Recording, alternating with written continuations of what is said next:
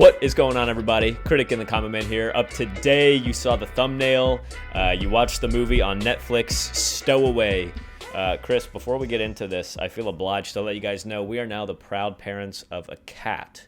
So this is like completely out of left field, dude. We were walking our dogs. It was a weird story. We were walking our dogs through our neighborhood, and I've heard now that it is cat season. This is what I've found in my research since finding this cat. It's apparently cat season. They're breeding right now. Something to do with the weather in Florida.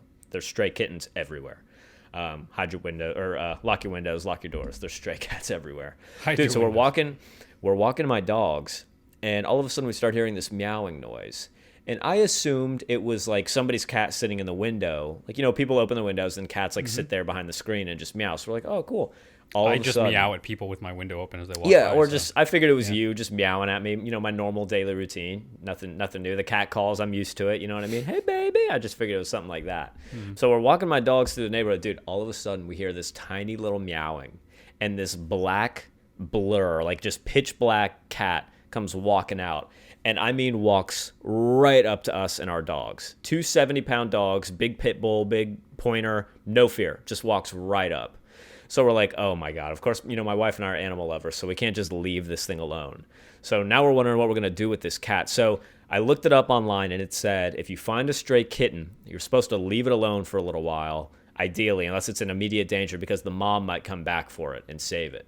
So we actually left. We couldn't catch it. It was too fast. We left.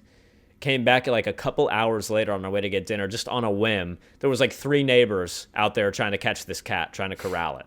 So sure enough, of course, you know, we have to go help.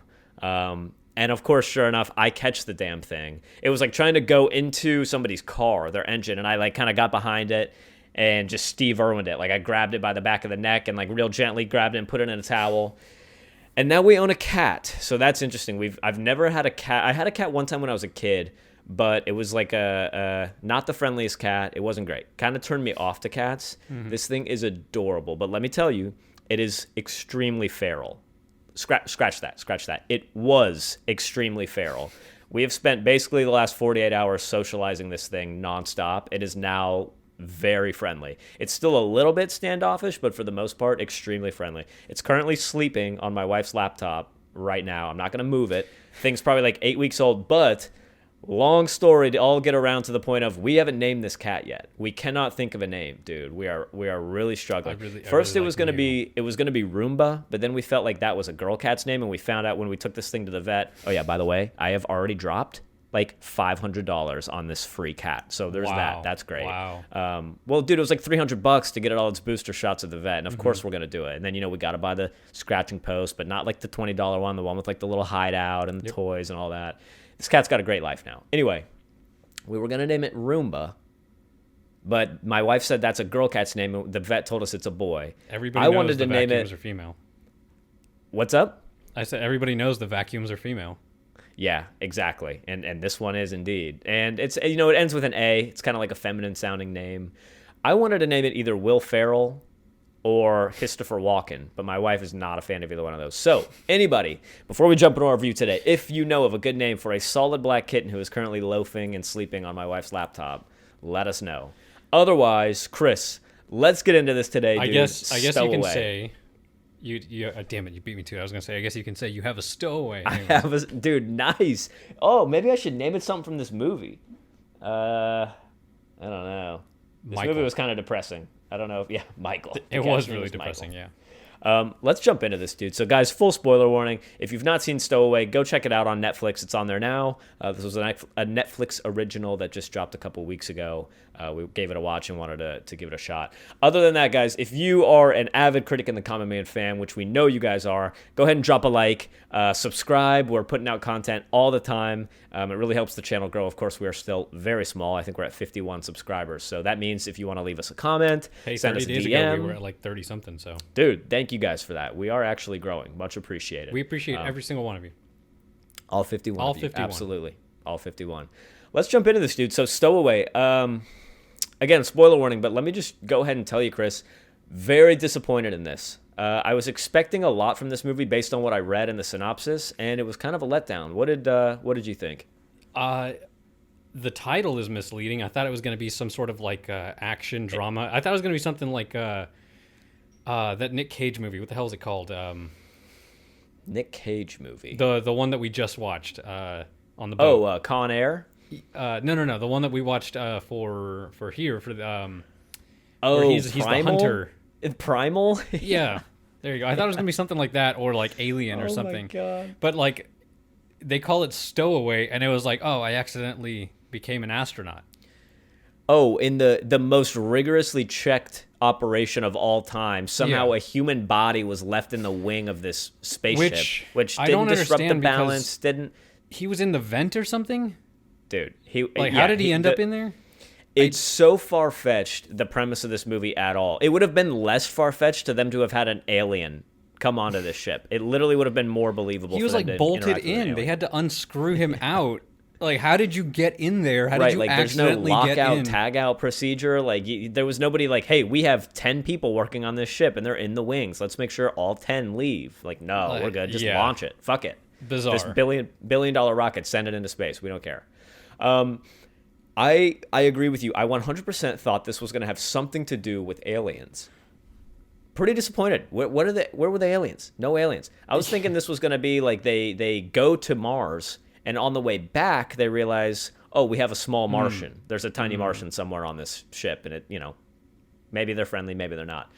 This thing was a letdown in a lot of ways, and I'll tell you, it's hard to make a movie about space travel or interstellar travel or space. It's hard to make a movie about anything like that and for me to not like it. That is like my bread and butter. I thought you would like up my alley. I will say I actually did enjoy this movie. I am surprised. I'm surprised that you did. Because I feel like in a lot of ways, once you realize this guy was on the ship, the rest of the movie was basically a snooze fest. It was like it was a climax drama, so soon. Which is your least favorite. Yeah. You're right. It turned into a drama. I thought this was going to be way more sci-fi than it ended up actually being. It was ultimately the entire movie, and maybe the viewers need to know this, because both of us expected some sort of action alien. We both went into this with, but again, that's our fault because we went into it not knowing. We were just like, let's watch it because it's in the top 10, whatever. But the movie is a drama about a group of astronauts that are running out of air, and it's them trying to figure out how to save everyone. And it turns into I thought it wasn't bad. I didn't think it was the greatest movie ever, but I did enjoy it. I wanted to see it through to the end, and then at the end I was just kind of like, okay, that's kind of what I expected. So you're right. I need to check myself a little bit, and I'm glad you said that because if you don't like it, if your instinct is to say you don't like it, you don't like it. Well, no, and I didn't like it. Even as a drama, I didn't like it. But I can't. You're like, oh no. Trust me, I'm not saying it was good. Yeah, not turning that around. But it is true, and I do need to check myself a little bit. A movie not meeting my expectations for what it is should not be grounds for me saying it was bad. So you're right. Okay. So I won't say that my expectations were bad, and that's why I didn't like it. I didn't like it because all the plot points I thought were very predictable and very unnecessarily depressing. For example, of course, the guy falls, and what does he damage? Oh, he damages the only CO2 scrubber in the whole jet. Wow, it's almost like that's every space travel thing ever. Like, we're running out of oxygen because this part is damaged. Of all the other stuff he could have damaged when he fell out of the ceiling, he damages the one box. Well, again, what was he doing in there? I don't understand. Okay. Well, he was doing some sort of pre-flight check. But I guess you didn't hear the rockets going off. Well, he fell and passed out in there or something, or I don't know. He was unconscious when the thing took off, and when he wakes up, he said, "I thought I was strapped in. Like what? What? Yeah, he fell. I don't understand. He was up working in the wing and then fell inside of the ship and knocked himself unconscious. But again, somebody would go in after that and do an all clear. Right? They would wait for him to say hey, what were you working on? Is it good? You know what I mean? It wouldn't just be oh, Steve was or Michael was in the wing. Don't mind me, guys. Where's I'm just Mike at? Strapping the wing, making sure it's all tucked in. Hey, Michael, the part we sent you in there to fix because it's mission critical, is that fixed? You don't think anyone would answer that question before they just launch this thing into space? Michael? Yeah, no. Oh, he must be using the bathroom. He's Screw fine. it, launch it. Fuck it. Yeah, I mean, $40 so that was billion. dumb. That was dumb. And then the whole thing about we're gonna climb up to the tether, and then there's a solar storm that just happens to be hitting. I saw that coming. Dude, and they've done that in a lot of movies like this that we watched. They did it in Midnight Sky too. It was like the astronauts like, we're gonna go out and do a spacewalk, and this 2-year mission is good, but the 30 seconds we're out there, we hit an asteroid field. Like, yeah. Okay. I will say that it was pretty cool seeing the particles actually burn the suit. That was cool. Yes.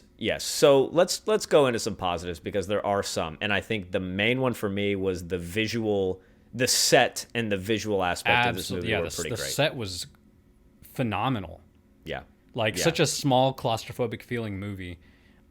Definitely, I don't know if you've seen it, but it definitely gave off 2001: A Space Odyssey vibes for me. Definitely. Yeah, no, I've seen the set. I don't actually know that I've watched that whole movie, but I've seen enough pictures from the set to be able to agree with that. Which I guess you could just say is a space shuttle. It just looks like a space shuttle. Yeah, absolutely. Well, absolutely. The cinematography gave me some vibes of that. So, and you could tell that a lot of that was not CGI. You could tell that they actually built that set for a lot of it. Which, by the way, I have the cast and crew pulled up on this from Rotten Tomatoes. Dude, this whole thing, it's like 8 people. 1, 2, 3, 4, 5, 6, 7, 8. It's like 8 or 9 people that were responsible for this whole movie. Literally, and 4 of them were the actors. So Anna Kendrick, Daniel Day Kim, Toni Collette, which, by the way, Anderson. I love that Daniel Day Kim was in this. He's amazing. Yeah, he's great. If you guys have seen Lost, he plays Jin in that. But that's right. And he's also a huge advocate for, obviously Asian rights, because he's Asian. So he's very outspoken in the community, and just an amazing person all around. Daniel Day Kim, he's got such like a chiseled look. You know what I mean? Yeah. It's like you can just like that dude is just ridiculously handsome. That is not fair. That is absolutely not fair. So I mean, a small crew that was responsible for putting this together, but visually, like you said, when they're in that solar storm, when Anna Kendrick's just sitting there, just and you got to hear her breathe for 5 minutes, which was driving me insane, and she's just, and you're just watching like the green aurora borealis going over her, like, and burning up her suit. Happen? Can you see solar particles? Yeah, I think so. But here's some questions that I have. Number 1, when she was all the way at the end of the tether, why did she not just shield herself inside of that metal compartment where the oxygen stuff was? Why did she have to climb all the way back down? Because from what I understand, space shuttles and pretty much most materials that we have on Earth don't protect from radiation. You have to have special shielding. So I don't think that just a metal shell would protect from radiation. You have to have certain things to shield. And that's actually one of the biggest things why we can't go to Mars yet, is because we haven't developed any technology that's feasible in order to shield astronauts from the deadly particles that are in space. So there you go. For that long. So loophole avoided then. Because I was like, why is she's like making all this effort to try and climb back down the tether when she should just hang out for a minute, just chill up there. Was terrifying. It's weird because when you see it from afar, you're like, that's not that far, but then when you see it from their perspective, it's dude, and really, just going really out into the blackness of space, that gave me so much like heebie-jeebies or whatever you want to call it. I did not enjoy watching them climb that.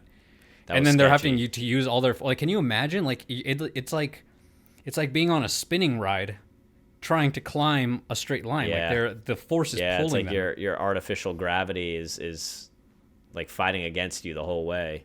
I don't know. Maybe they could have halted the rotation of that ship for a while and then like you reduce the G's. I don't know. I'm not going to try to like get too sciencey about this. It was just, to me, it was a little predictable in the problems they created. Like, okay, the oxygen, the CO2 scrubber's gone, so we're running out of air. That's predictable. And then the next like thing the use of the algae. Like cool. when you see the algae great. like dead, well, just as like a tool for like the plot. Like when you see that it's dead and he just pushes it back and you're just like, fuck. Yeah, when like, it's all brown. Yeah, he's like, the algae's barely hanging on. It's the balance is in the thread. It was very depressing. I don't know, very depressing, this whole thing. And again, my expectations were, yeah, and there was not really a whole lot there. It was like, okay, we have this guy, but I thought maybe he's some sort of terrorist and he was trying to like sabotage the mission. I thought there was and something weird fight too, him. yeah. But no, he's just like, a cool guy. Yeah, he's just a guy, like a student from some program, and he's just stuck in this spaceship. And I'm like, I mean, okay, So now it's a crew of 4 instead of a crew of 3. Like, yeah, big deal. The thing they is, have to hang out for a while. What I liked about this movie is that this could have easily been a ship out at sea, or That like is true. it's literally it is a survival story about people having to make hard decisions and one of them ultimately having to sacrifice themselves, and that's what makes it human and relatable, and that's why I enjoyed it. It was predictable. The solar storm, I saw that coming, like, and I actually physically yelled out loud when it happened. I was like, "Oh, fucking course!" I knew that was going to come. I knew that, and it was just a way for them to inject another conflict into the plot, but Absolutely. it didn't feel necessary. I don't know. Overall, I did enjoy the movie. But it didn't stand out as like one of the most amazing. Like it feels like a forgettable space movie, but I enjoyed it. This is one of those movies that makes me question Netflix's new strategy in original content, and they're going for quantity now. And of course, they'll never say we're going for quantity over quality. They'll say we're going for a good quantity of quality movies. But I do think we're starting to see with the last few Netflix originals that have come out that the quality of them has not been what we were hoping it would be. Average numbers, yeah. Well, and also, again, not to take anything away from this, but, like I just said, this movie had a 8 or 9 person cast total. I mean, the whole thing took place on one small, albeit impressive, but small set. I mean, there's nothing wrong with this being a small kind of, not indie film, obviously it's not an indie film, but a smaller film, and maybe not being to the scale, but I just wonder, if Netflix is going to put out 2 of these a month, I mean, okay. It was okay. I felt like it was okay. Yeah, exactly. And I understand that. I found it predictable, and I found it a little bit underwhelming.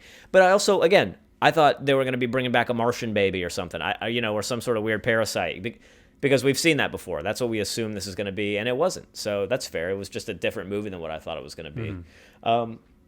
But all in all, it wasn't received horribly. 77% critic score, which is pretty good. I think critics generally kind of like this type of stuff, like kind of the drama type movies. They seem to sometimes like those a little bit better.